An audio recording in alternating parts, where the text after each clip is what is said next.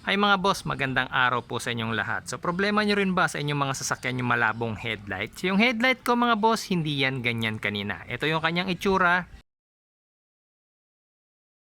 So nakita nyo, ang labo niya, naninilaw siya, tsaka hindi maganda yung labas ng ilaw dyan, lalo na paggabi. Okay, so kung gusto nyo malaman paano ko nagawang ganyan yung headlight ko nang hindi ako nagpapalit ng headlight assembly, panoorin nyo mga boss yung video natin for today.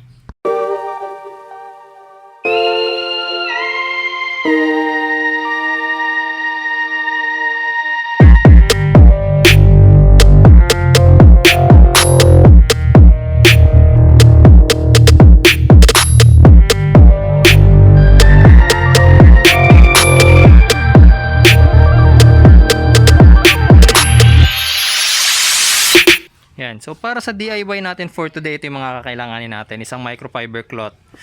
Tape. So yung tape, pwedeng packaging tape kagaya nito. Masking tape, pwede rin. So bahala na kayo kung anong gagamitin ninyo. Polishing cream. Tapos itong ating polisher. Yung polisher natin mga boss, i-review ko na natin to kasi susubukan natin tong portable polisher na to. So hindi na to nangangailangan ng kuryente. Meron na tong battery, lithium battery na removable. Tapos pag bumili kayo nito, may kasama na yung syempre mga pads. Itong foam pads, itong cloth, yung isa pa nakakabit. Tapos ito, may charger na rin siya, tsaka yung kanyang port. Okay, so sa mga may interested na bumili na tong portable na polisher na to mga boss, ilalagay ko na lang po yung kanyang product link do sa video description tsaka sa pin comments. Tapos syempre kakailangan din natin ng grit 800 tsaka grit 1000 na liha. Hindi to kasama guys do sa package siya. Binili ko to, tapos kinat ko lang siya ng bilog. Tapos kinailangan ko siyang idikit sa isa dun sa mga polishing cloth. Gumamit lang ako ng double adhesive tape. Ayan. Since gagamit tayo ng liha para kiskisin itong ating headlight mga boss, may advice ko, kailangan protectionan nyo yung part na to ng ating body ng ating sasakyan. Hindi yan pwedeng tamaan ng liha kasi syempre pag naliha nyo itong painted parts na to, magbabago na yan, matatanggal yung pintura niyan, yung coating, so papangit. Okay, so kaya kailangan natin ng tape. Pwede kayong gumamit ng packaging tape o pwede kayong gumamit ng masking tape, kung ano man yung mas preferred ninyo. So since nalagyan na natin ng covering yung outside part ng ating headlight, sisimulan na natin yung pagpapolish. Gagamit muna tayo ng grit 800 na liha. Pero take note mga boss, itong procedure na to is para lamang dun sa mga sasakyan na walang nakakabit na RFID sticker sa inyong mga headlight. Kasi kung gagawin nyo to, tapos yung RFID nyo naka-install sa headlight, madadamage yun, okay? So sisimulan na natin. Ito kasi yung sticky pad nya. Ayan. Pag dumating to sa inyo, nakatanggal yan eh. So iniikot lang yan, press nyo lang tong lock. Pagka ikakabit nyo, ayan, pasok nyo, tapos kapag masikip na, tapos yung battery removable. Okay, tapos wala kayo ibang makikitang trigger dito or switch kundi ito. Kapag naka 0 yan, nakatigil yung ating polisher. Tapos pag nilagay nyo sa 1, ayan, meron siyang different speeds, 1, 2, 3, 4, 5 yung kanyang maximum speed. Okay, so since grit 800 yung gagamitin natin yung pinakamabagal na speed niya, 1 lang. Tapos lilihahin natin yung buong headlight.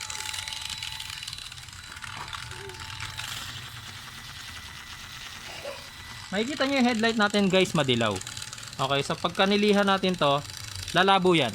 Lalabo, pero mawawala yung paninilaw. Parang malabo na white na lang siya.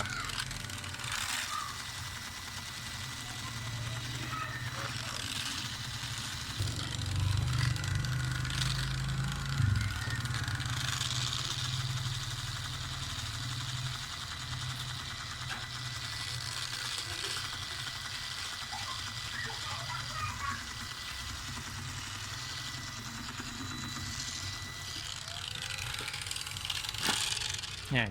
May papakita nga pala muna ako sa inyo. Ayan. So part ng sa headlight natin, nagkakaroon siya ng mga mga white dots na yan. Hindi ko alam kung natalsikan niya ng something. Pero sa procedure natin, itong first procedure natin, yung pagliliha with grit 800, matatanggal yung mga yan. Okay, so papakita natin na kailangan matanggal yung mga yan. Makita nyo, may patsi-patsi siya, di ba?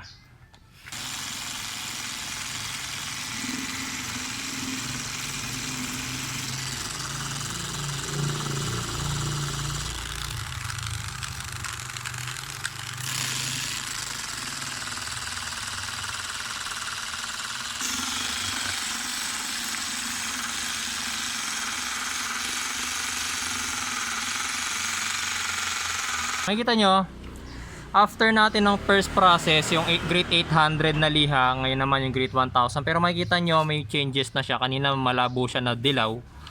Ngayon, medyo nag-clear up na yung kanyang kulay. Kaya grade 1000 na yung gagamitin natin.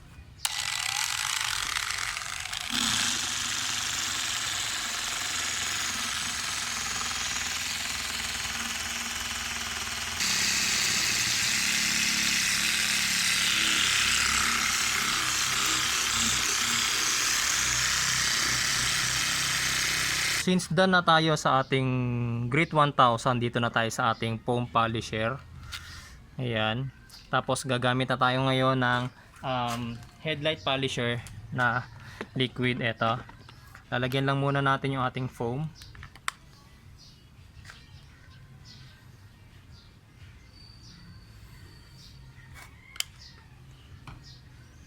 Tapos, before nyo pa-rotate, titilapon yan. I-dump nyo muna doon sa headlight. Kalat nyo. Ayan. Ayan.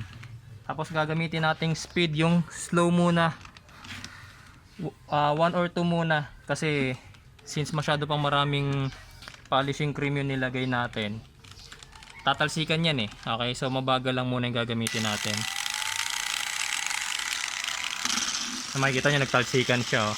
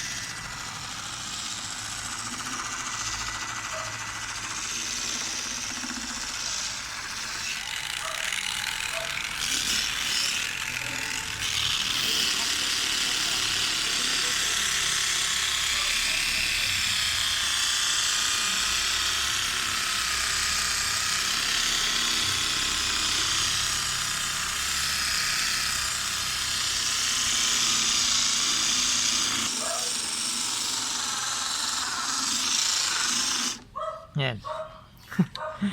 Nalobat yung ating polisher. Okay. Nalobat siya. Hindi tayo umabot. Makikita nyo, luminaw na yung ating headlight pero hindi pa ako ganyan ka-satisfied.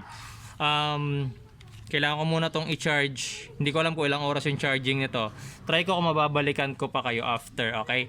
Pero nakita nyo naman kanina yung itsura ng ating headlight. Tapos ngayon, hindi pa yan tapos kasi may mga residue pa yan ng polishing cream. Makikita nyo, tulad nito, medyo maano pa rito foggy pa rito kasi nga yung polishing cream hindi na umabot sa kanya.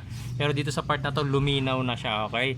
So, kapag hindi pa kayo satisfied, pwede kayong mag-apply ulit ng polishing cream, tapos ulitin nyo yung process. Yung pinaka-last na, yung ating polishing cream na lang. Tapos, ipapolish natin ulit hanggang sa fuminish siya, hanggang maging satisfied kayo doon sa itsura ng ating headlight. Hey guys, so second application na tayo ng ating polishing cream. Ganun ulit.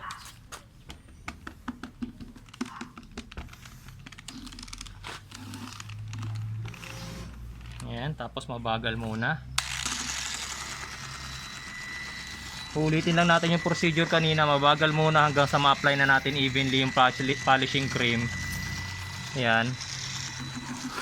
Tapos kapag ka na-even na natin siya, tsaka na natin bibilisan.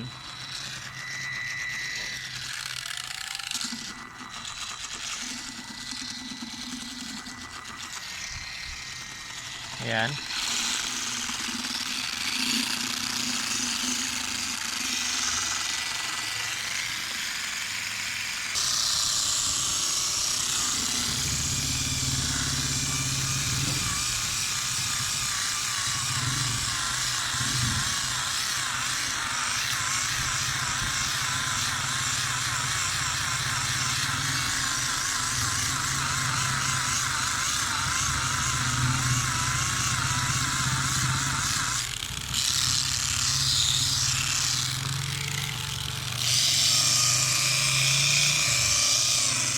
Ayan guys.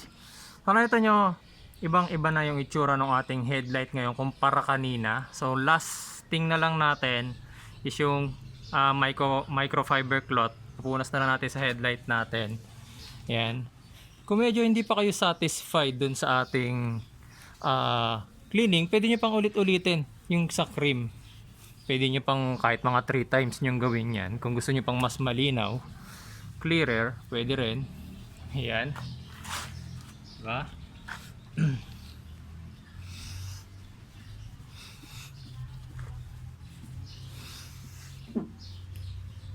Yan.